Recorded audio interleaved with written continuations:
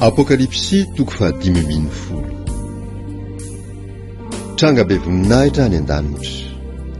Apokalipsy toko fa 5:10, ny andininy voalohany hatramin'ny 9.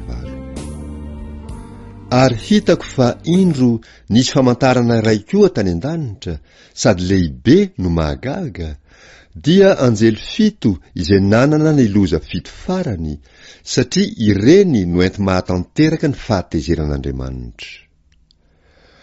Ary nahita aho fa indro toa ranomasina fitaratra miharo afo, ary izay naharesy ka afaka tamin'ny bibidia sy ny sariny ary ny isany anarany, dia nitsangana teo amoron'ny ranomasina fitaratra, ny tanany lokangan'Andriamanitra.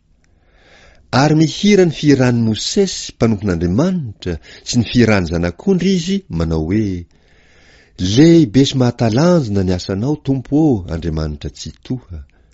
Mahitsy sy marina ny lalanao, ry mpanjaka mandrakizay. Iza ny tsy hatahotra, ary iza ny tsy hankalaza ny anaranao, Tompo ô, fa ianao ihany no masina, ary ny firenena rehetra ho avy hiankohoka eo anatrehanao, fa efa naharihary ny fitsarana marina nataonao. Ary rehefa afaka izany, dia nahita aho fa indro no vohaina ny tempoly, dia ny taberna kely ny vavolombelona tany an-danitra. Ary ny anjely 7 izay nanana ny loza 7 dia nivoaka avy tao amin'ny tempoly, ary niravaka vatosoa madio sy mamirapiratra izy, sady nisikina fisikinam-bolamena teo amin'ny tratrany.